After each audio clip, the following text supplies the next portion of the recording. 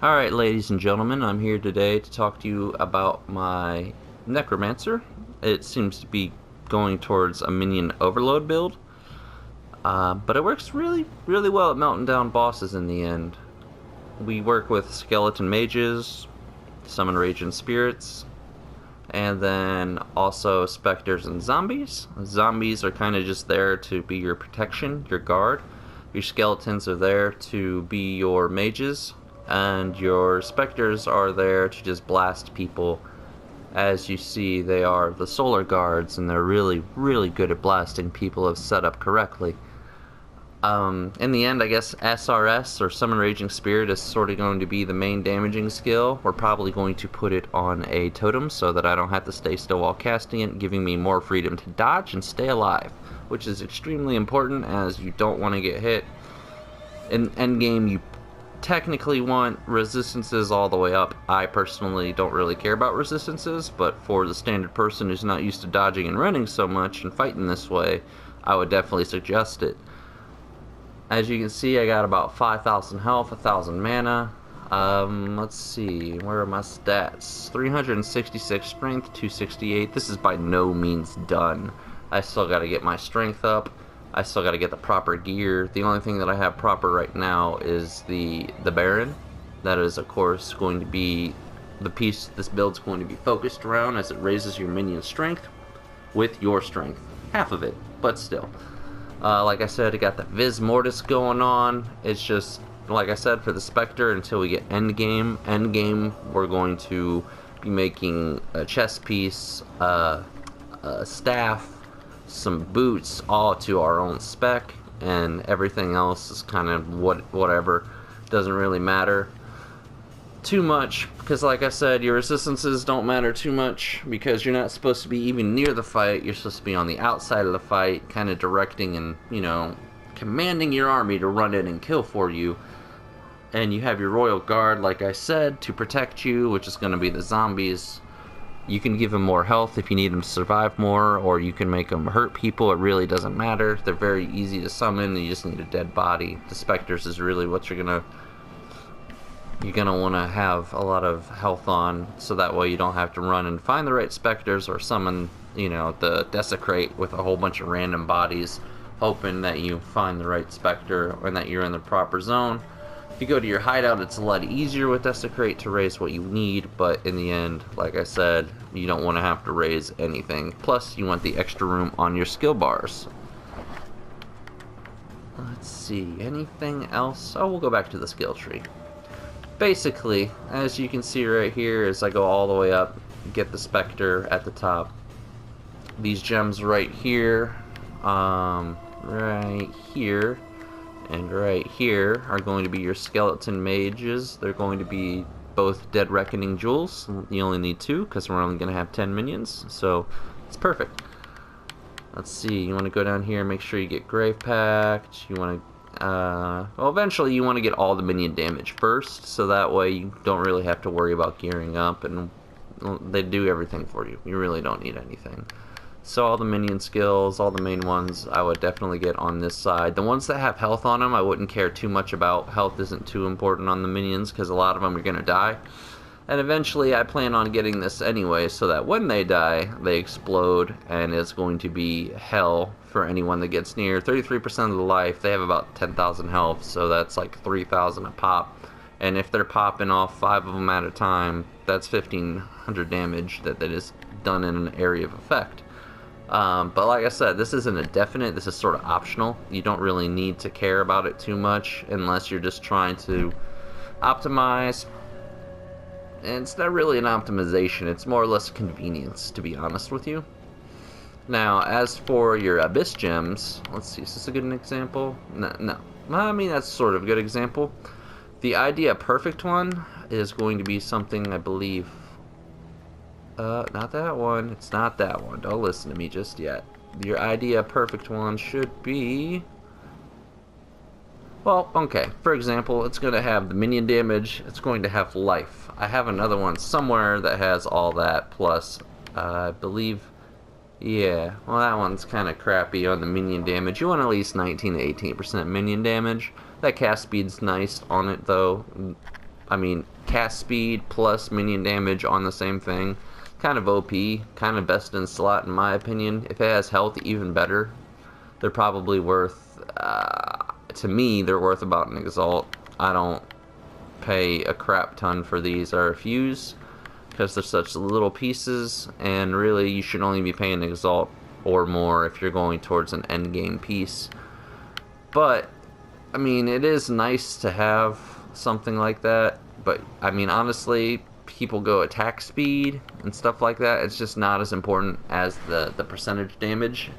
And the percentage damage is really only more important if like I said, it's like 18 to 20%. It's the only thing that's, you know, that's the only important part. You need that over the damage or attack speed. If it's lower than 18%, I would probably go attack speed, to be honest with you. I mean, it's good to have attack speed, but as you'll see in, you know, later on, they're just going to run through everything. I don't really have to do much. I'm not at endgame yet. I'm only about tier 10 in the maps, but it's pretty effective. And like I said, I get to stay out of danger. I don't have to go near anyone. It's pretty easy, to be honest with you. It's like breezy all the way, leveling all the way to where I'm at now. You really only need anything above rare gear once you probably get past tier 5. I wouldn't say that you need it. I would say that it helps clear a lot. And as for my slots right now, like I said, I was going two-hand staff, but I don't have a two-hand staff as of yet. So what's going to happen is I'm going to be doing the one-handed shield, which is still part of my old build. It was more Spectre-based until I found mages to be better, simply because you can cast them, run away. They'll do the damage, and you can just continue on. The gems I have on this one, I'm raising Spectres and Skeleton Mages on the same because they're both ranged. So they get the greater multiple projectile and the Pierce for the mages. Not so much for the Solar Guards, but pretty important for the mages. So that way it goes through and just wrecks everything behind it. Echo Support, of course, so they cast twice. And Iron Will if your strength is above 300, personally. I'd say probably about 350. That's when I made the switch. Now, for the summon Raging Spirits, very simple. Echo, so you can cast them more than one at a time, because they disappear before you can cast 20 of them, unless you got really fast cast speed. And then minion damage to help them munch through everyone. Later, we're probably going to be putting splash damage or multi-hit or something on them as well. But for right now, let's not worry about that so much. The rings are going to be dex-based, and they're going to be resistances. If you can help it, try to get some shoes or some gloves or some resistances as well to help you out there. Ideally, you want your gloves to have minion damage. You want your, boots to have movement speed. That way you can get in and out without a problem. I like this dual belt for the Stygian Vise simply because you have two of them and they count for basically, if you put two of the same one on, you basically get three of three. So, I mean, 1.5 works really good, especially if you have life. And oh, here it is, right here. This is my perfect one. Oh, it would have been so epic if that mana would have just been life. It would have been great. But that, as you can see, I got the cast speed, cast damage, or attack speed, cast speed. The damage if you've cast a minion recently, which you will be doing a lot with your summon Raging Spirits. And you know, it's just all pretty good. For your potions, I would just use hybrid potions that have immunity to bleeding, freezing, and bleeding, freezing, and burning. Then a movement speed one is always nice as well. But as you can see, everything is pretty nice on this end. And next we'll be showing off how the build works out in public. Oh yeah, don't forget your Flame Dash, your Convocation, your Haste, and your Desecrate. That's your utility piece. Then, like I said, for my summon, what are they called? Oh wow, I don't even... Ooh, that's completely set up wrong. Item rarity on that? There's supposed to be a monster there. Oh, well, it looks like we have an empty piece right here, so don't worry about that piece right now. It looks like we got a lot of upgrading to do. This is probably going to be a trigger damage, or trigger on taking damage skill. Basically, probably going to be Frost Nova or something to help me get away. That way, it gives me a little bit more survivability, and it throws a little bit more hell on the enemies as well. It slows them down. You can just flame dash right through them. I did not know that was going on with that piece, but my zombies are actually brutality, melee, and multi-strike right now. They're probably going to go splash, but really, don't really need it. Splash is more or less if you're going to be using them to deal damage. I'll probably end up putting health on them instead to make sure that they stay alive and I don't have to summon them. That way I can take them off my skills and have a new skill on my tree, or not my tree, but my usable skills. So, I mean, in your usable skills, you're going to take off your specters and you're going to take off your zombies from your skill bar, because they shouldn't die, and if they do, you need a little bit more health, a little bit more resistances, or something like that. But honestly, if they do die, it shouldn't matter too much, because again, they're just there to take some damage, and you should notice them being gone beforehand, and you can just switch the skill right back in, and then, summon them, switch it out, unless it's an area where they're going to be dying constantly, and then I would have to say that, definitely keep them on your skill bar, but it's better to be able to curse and stuff like that if you're into that sort of thing. I'm probably going to have a curse on my 1 damage taken bar, so that's going to take care of that as well. I suppose you could use ball lightning, curse on hit, and then enfeeble or take more elemental damage, but again, I'm just going to let the enemies, I run around the enemies so they hit me a little bit, so it's going to cast the skill. So I don't need to. So there's really no point in having ball lightning unless you just want to completely stay out of the action.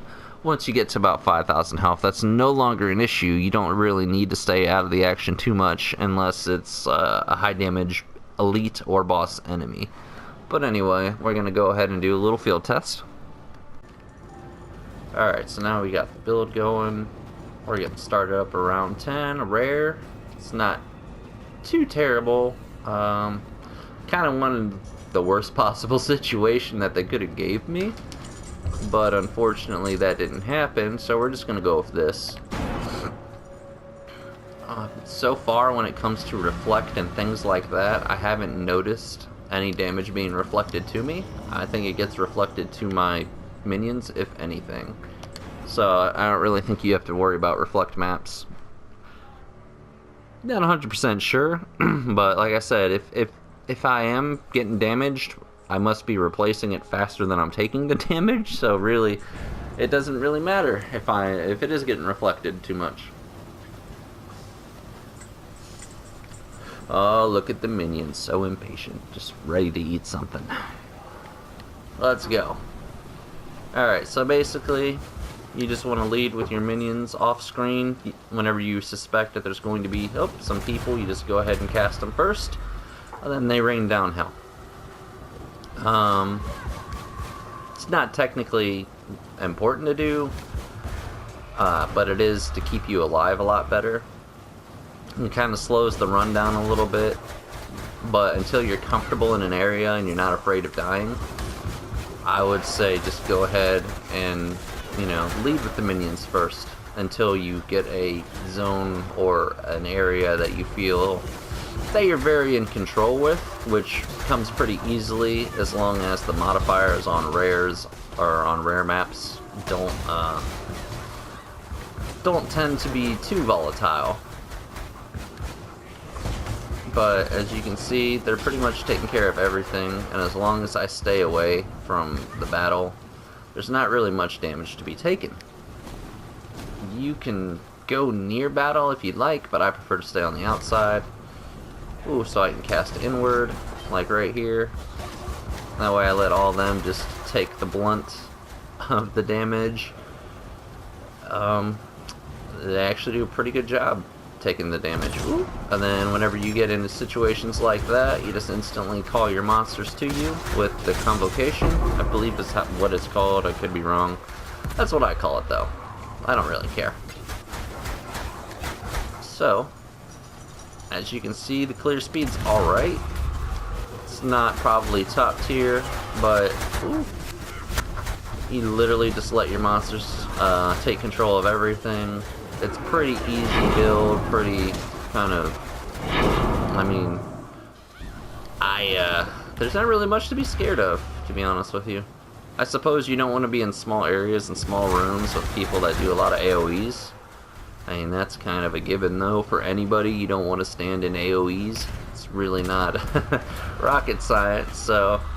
I mean, just stay out of small areas, cast your monsters into the small areas, and if there's a boss or whatever, just make sure to cast your minion army, which we will do at the end of this zone, whenever we get there. And then they will be too busy fighting your minion army that they won't even know what to do with you 9 times out of 10. They'll be like, oh crap, I'm surrounded by ants, what do I do?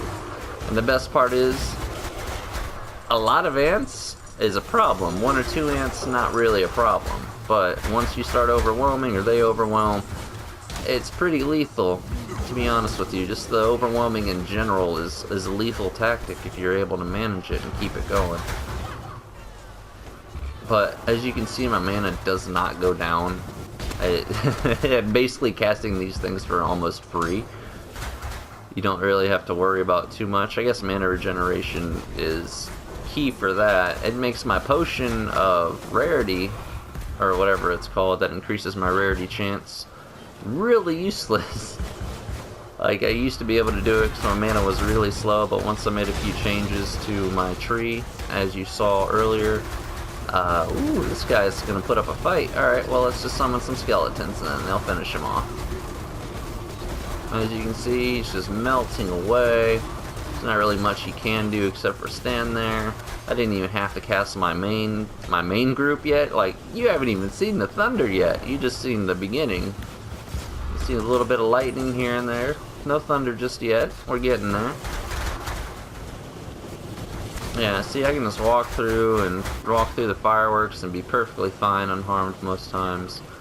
Sadly, this video is taking a little bit longer of fighting because I don't know these maps. I usually know where the ends of them are and I could head pretty much in the right direction, but this one's got me a little bamboozled. I can't seem to find it, but it's alright. We can talk for hours, can't we? Not really, but we're gonna try. We have to. It's called filler. But oh man, I totally went the wrong way. I feel so bad for making this video so long for you guys. It shouldn't take this long at all. Usually clearing is a lot better. I should have chosen a map that I know, because maybe I already killed the boss. That probably was the boss back there that I killed, the guy who wouldn't go down very easily, which makes me sad because I didn't get to use my skeletons like I wanted to. Thought we were going to be in an area that was more boss essential, or you know, like an arena or something, but I mean, either way, without the summons, the mass army of skeletons, it still worked extremely well. Killing the boss, as you saw, he still got melted in about not even 10 seconds without the main group of damage even being there. It's a little laggy, but they're good to have. But as you can see, that was pretty much it for the run. I didn't realize that we killed the boss already, but hopefully this build helps some people out. I guess I should have stated this at first, but it is mostly a farming build. I didn't intend for it to beat too many bosses in the end. I kind of just wanted to unlock a lot of end-game content and find stuff for my main build, which I'm probably going to do a Frostfire Archer, so stay tuned for that. I haven't really found a good setup for it yet, but it seems like Frostfire is going to be the way to go on my next build. But anyways, this is miBluntWrap saying take it easy, have fun, take your pets for a walk for me, tell them I said hi, and have a good day.